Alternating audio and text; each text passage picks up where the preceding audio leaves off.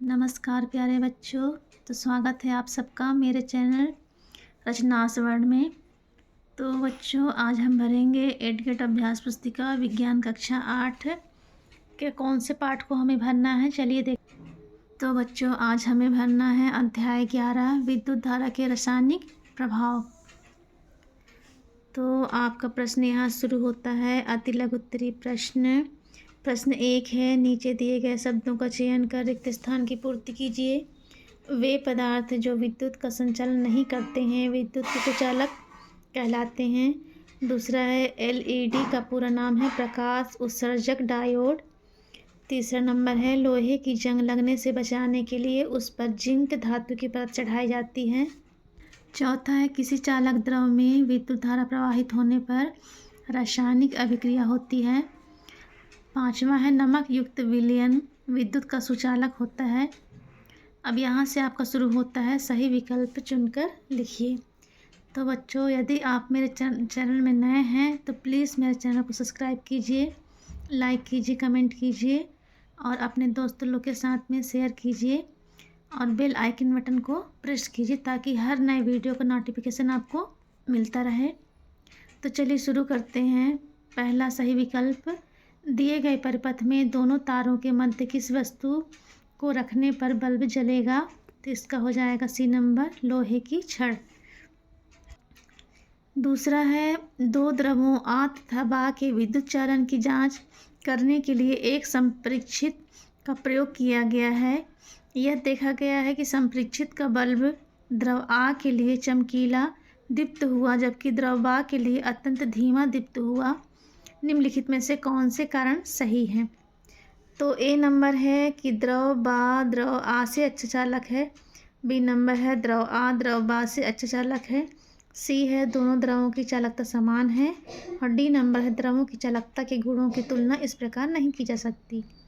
तो इसका उत्तर हो जाएगा बी नंबर का, द्रव आ द्रव बा से अच्छा चालक है, इसलिए इसमें जो बल्ब है ज़्यादा तेज जलेगा। प्रश्न तीसरा है, साधारण बल्बों के स्थान पर एलईडी का प्रयोग अधिक क्यों किया जाता है। कौन सा कथन सही है। तो इसका उत्तर हो जाएगा डी नंबर का। डी नंबर में पहला, दूसरा, तीसरा आ रहा है। तो इसका हो जाएगा, कम बिजली का उपयोग करना लंबा जीवन है, अधिक प्रकाश देता है। चौथा है, निम्न तालिका में से कौन सा विलयन विद्युत चालकता नहीं दर्शाता। तो इसका उत्तर हो जाएगा शक्कर का विलयन। पांचवा है, एक विद्युत धारा उत्पन्न कर सकती है। इसमें सभी हो जाएगा, उपरोक्त सभी तापी प्रभाव भी होगा, चुंबकीय प्रभाव भी होगा और रासायनिक प्रभाव भी। तो यहाँ शुरू होता है अति लघु उत्तरीय प्रश्न। प्रश्न 1 है, आसुत जल में विद्युत का चालन क्यों नहीं होता, कारण लिखिए। तो आसुत जल विद्युत का चालक नहीं होता क्योंकि आसुत जल लवणों से मुक्त होता है। आयनों या लवणों की अनुपस्थिति ही आश्रित जल को विद्युत का कुचालक बना देती है। दूसरा है, दिए गए पदार्थों को विद्युत के चालक एवं कुचालक पदार्थों के रूप में वर्गीकृत कीजिए। तांबा, एल्युमिनियम, रबड़, प्लास्टिक, लोहा, लकड़ी।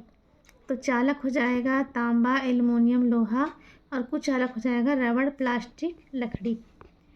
प्रश्न 3 है, जब किसी तार में विद्युत धारा प्रवाहित की जाती है तो उसके पास रखी चुंबकीय सुई पर क्या प्रभाव पड़ता है। तो जब किसी तार में विद्युत धारा प्रवाहित की जाती है तो उसके पास रखी चुंबकीय सुई विक्षेपित हो जाती है। प्रश्न 4 है, विद्युत धारा के रासायनिक प्रभाव से आप क्या समझते हैं। किसी चालक द्रव में विद्युत धारा प्रवाहित होने पर रासायनिक अभिक्रिया होती है, इसे विद्युत धारा के रासायनिक प्रभाव। यहाँ शुरू होता है आपका लघु उत्तरीय प्रश्न। प्रश्न 5 है, चित्र में दर्शाई गई व्यवस्था में बल्ब नहीं जलता, बल्ब न जलने के संभावित कारण लिखिए। तो इस चित्र में द्रव विद्युत धारा को अपने से प्रवाहित होने नहीं देता तो संप्रेक्षित का परिपथ पूरा नहीं होता तथा बल्ब दीप्त नहीं होता। प्रश्न 6 है, गीले हाथों से वैद्युत उपकरणों को छूना हानिकारक होता है, कारण लिखिए। जल विद्युत का सुचालक होता है, ऐसे में यदि हम गीले हाथों से विद्युत उपकरणों को छूते हैं तो करंट लगने का खतरा होता है। प्रश्न 7 है, आपको समुद्री जल एवं आसुत जल दिए गए हैं, इनमें से कौन से जल का उपयोग आप परिपथ में चालक के रूप में करेंगे एवं क्यों? कारण लिखिए। समुद्री जल में लवण होते हैं, इसलिए विद्युत का सुचालक होता है, अतः इसे हम परिपथ में चालक के रूप में उपयोग करेंगे। अथवा हम आसुत जल में थोड़ा सा नमक मिलाकर उसका उपयोग परिपथ में चालक के रूप में करें। प्रश्न 8 है, विद्युत लेपन किसे कहते हैं? दैनिक जीवन में विद्युत लेपन के उपकरणों को सूचीबद्ध कीजिए। तो उत्तर हो जाएगा, दैनिक जीवन में विद्युत लेपन के उपयोग कार के कुछ भागों, स्नान गृह की टोंटी, गैस बर्नर, साइकिल का हैंडल, पहियों के रिम आदि पर क्रोमियम का लेपन क्रिया किया जाता है। आभूषणों पर चांदी व सोने का लेपन किया जाता है। प्रश्न 9 है, विद्युत लेपन को दर्शाता हुआ परिपथ क्रियाकलाप द्वारा समझाइए। इस क्रियाकलाप के लिए हमें कॉपर सल्फेट तथा लगभग 10 सेंटीमीटर इंटू 4 सेंटीमीटर साइज की तांबे की 2 प्लेट चाहिए। किसी स्वच्छ तथा सूखे बीकर में 250 ml आसुत जल लीजिए। इसमें 2 चम्मच कॉपर सल्फेट घोलिए। इसके आगे आपको और लिखना है, किताब में दिया है तो आप यहाँ पर लिख सकते हैं। यहाँ कम जगह है तो आप यहाँ पर लिख सकते हैं। और ये देखिए बुक में चित्र दिया था ये वाला, तो इसको आपको बनाना भी है यहाँ पर।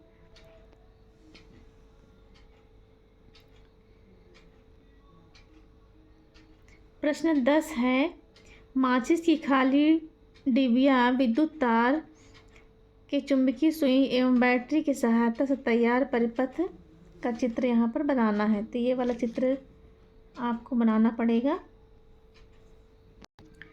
दूसरा है, प्रश्न क्रमांक 10 में खींचे गए परिपथ में दिया गया है कि तारों के स्वतंत्र सिरों को तालिका में दिए गए पदार्थों को डालने पर होने वाले परिवर्तनों को लिखिए। तो यहाँ पदार्थ के नाम लिखा है, नींबू का रस, सिरका, दूध, आसुत जल, आलू, शहद। चुंबकीय सुई विक्षेप दर्शाती है या नहीं, हाँ या नहीं, और सुचालक है या कुचालक है। तो आप इस प्रकार से लिख दीजिए। यहाँ पर लिखना है, वास्तव में विशेष परिस्थितियों में अधिकांश पदार्थ विद्युत धारा का चालन कर सकते हैं। यही कारण है कि पदार्थों को चालकों तथा विद्युत रोधियों के रूप में वर्गीकृत करने की अपेक्षा अच्छे चालकों तथा हीन चालकों के रूप में अधिक मान्यता दी जाती है।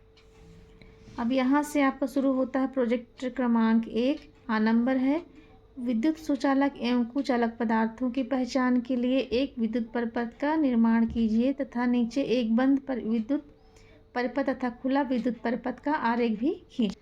तो इसका उत्तर हो जाएगा, विद्युत सुचालक पदार्थ कॉपर या तांबा, चांदी, सोना।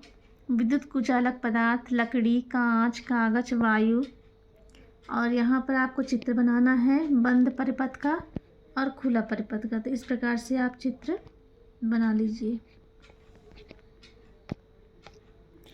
12 नंबर है, साला एवं आपके घर में बिजली बचत के लिए आप किन किन उपायों को अपनाएंगे, सूची बनाइए। तो पहला है कि LED का उपयोग करेंगे, दूसरा रेगुलेटर का उपयोग करेंगे, तीसरा रोशन घर का निर्माण करेंगे, रोशनदान, और चौथा है सोलर एनर्जी का उपयोग हम कर सकते हैं, तभी बिजली बच सकती है। प्रोजेक्ट नंबर 2 है, अपनी साला घर मोहल्ला में ऐसी वस्तुओं की सूची बनाइए जिन पर विद्युत लेपन किया गया हो। तो विद्युत लेपित वस्तुएं हैं, पहला सोने की सस्ती अंगूठी, हार, कंगन, आभूषण, कार, स्कूटर, साइकिल, रिक्शा आदि का चमकीला भाग, घड़ी का डायल, चैन, पेन, और चौथा है बर्तन, चम्मच आदि। 12 नंबर है, 12 नंबर, अपने घर की कुछ वस्तुओं की सूची बनाइए जिनमें विद्युत धारा प्रवाहित होती है। तो विद्युत धारा प्रवाहित होने वाली वस्तुएं हैं बर्तन, लोहे की तार, लोहे की राड, चम्मच, गिलास, तांबे का जग, लोहे की टेबल, पलंग आदि।